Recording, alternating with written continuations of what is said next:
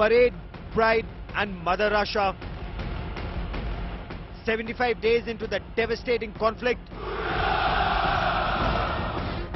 President Putin's mega Victory Day speech. Putin says Moscow defending motherland.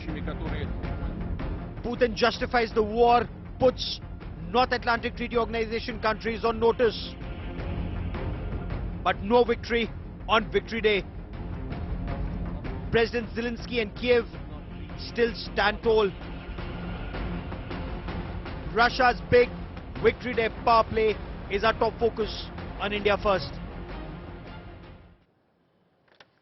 And let's talk about that power play here on India First. So two presidents, President Vladimir Putin in Russia and President Zelensky in Ukraine, both celebrate the Victory Day. Both talk about the victory. So we are talking about two presidents, two victory days and one big war. And this war in Ukraine has entered its third month, 75 days and counting. Russia held a grand celebration on the occasion of the 77th victory over Nazis in the Second World War. Now, speaking on the occasion, Russian President Vladimir Putin accused the North Atlantic Treaty Organization countries of creating threats at Russia's border, claiming Russia's actions in Ukraine were to defend Russia's national interest.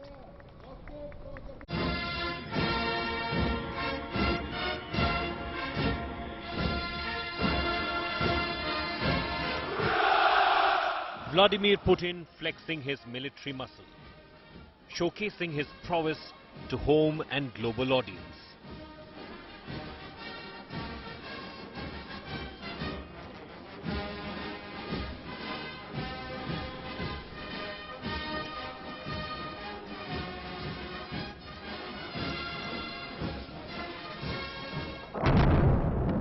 The Russian bash coming over 2.5 months into Ukraine war, which has left the country ravaged, its cities in ruins. Russia celebrating its 77th Victory Day, which marks its World War II victory over Nazi Germany in 1945.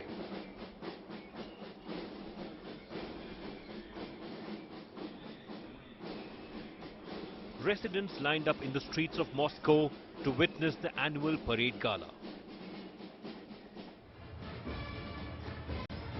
This year, the majestic Red Square parade aimed to justify Russia's war in Ukraine.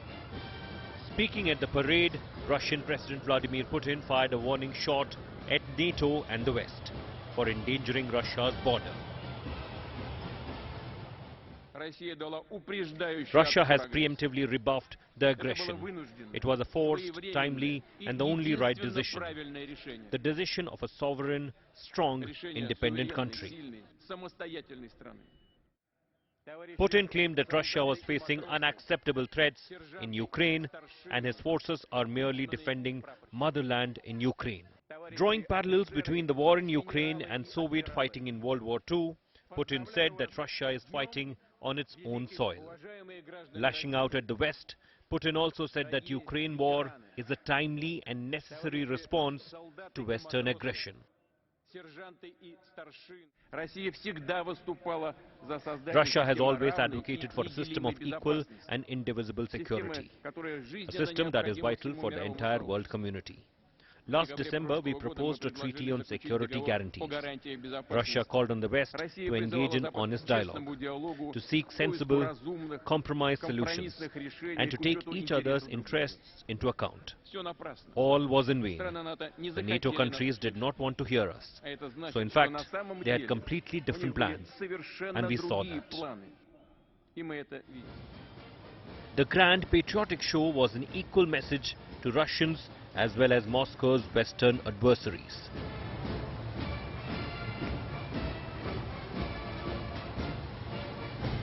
Meanwhile, Ukrainian President Vladimir Zelensky also had a message for its citizens, comparing his country's fight to war on Nazis. On the day of the victory over Nazism, we are fighting for a new victory. The road to it is difficult, but we have no doubt that we will win. What is our advantage over the enemy? We are smarter by one book. This is the textbook on the history of Ukraine. We would not grieve if all our enemies could read and draw the right conclusions.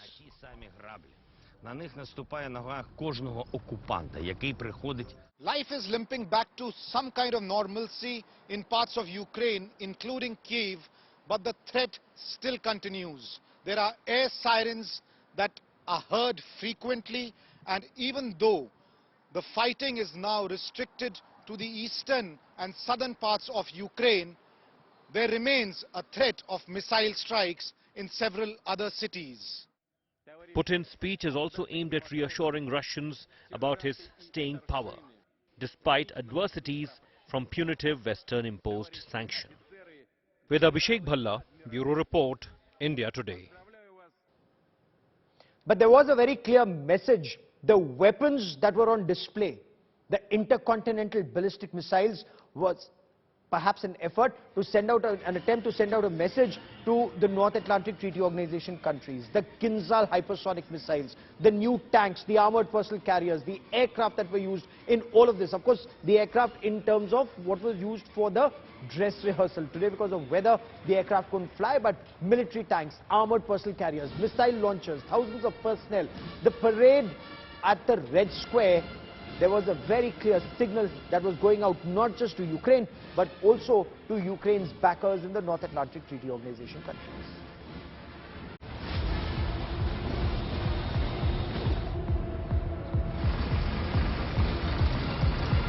Поздравляю вас с 77-й годовщиной победы в Великой Отечественной войне! Russia marked 77 years of Nazi Germany's surrender to the Soviet Union with this impressive military parade at the Red Square, Kremlin in Moscow. The parade in the backdrop of Day 75 of Russia's special operation in Ukraine saw Russia display its offensive military might, even though President Vladimir Putin spoke of being forced to launch defensive operations in Ukraine. Russia has preemptively rebuffed the aggression. It was a forced, timely and the only right decision. The decision of a sovereign, strong, independent country. Russia's biggest signal to NATO was the RS-24 Yars thermonuclear ballistic missile perched on a 16-wheel carrier on display at the Red Square. The 49.5-ton intercontinental ballistic missile is capable of carrying up to 10 warheads. The RS-24 Yars ICBM is seen as an upgraded version of the Topol M and is capable of accurately hitting multiple targets over 12,000 kilometers away. Russia also displayed the T-14 main battle tank and the T-15 infantry combat vehicles at the 77th Victory Day parade. Russian T-72 tanks have been in the line of fire in Ukraine, and a large number of Russian armored vehicles were destroyed by Javelin and NLAW anti-tank guided missiles there. The latest T-90M tanks have been deployed in parts of eastern Ukraine by Russian forces, and the 48-ton T-14 Armata and T-15 armored fighting vehicles are seen as current and future capable platforms. One of the most potent and successful defense systems, the S-400 Triumph air defense missile system, designed by Russia, was also on display. It has a layered air defense system which can destroy enemy aircraft with 4 different types of weapons. Russia's military might on full display at the 77th anniversary of the Soviet Union's victory over Nazi Germany. But the war in Ukraine has overshadowed this annual celebration. With Geeta Mohan in Moscow, Bureau Report, India Today. Incidentally, India has also bought 5 of these S-400 Triumph systems at a cost of 39,000 crore rupees, and these are considered amongst the best in the world, if not the best. Now, Canada's Prime Minister Justin Trudeau announced new weapons and equipment for Ukraine after an unannounced visit to Ukraine's capital Kiev. The Canadian Prime Minister also said that Canada was imposing new sanctions on Russian individuals, entities, further tightening the grip on Russia. In fact, as a show of support and solidarity, the Canadian president put up the Canadian flag at their mission in Kiev, announcing a return to normalcy.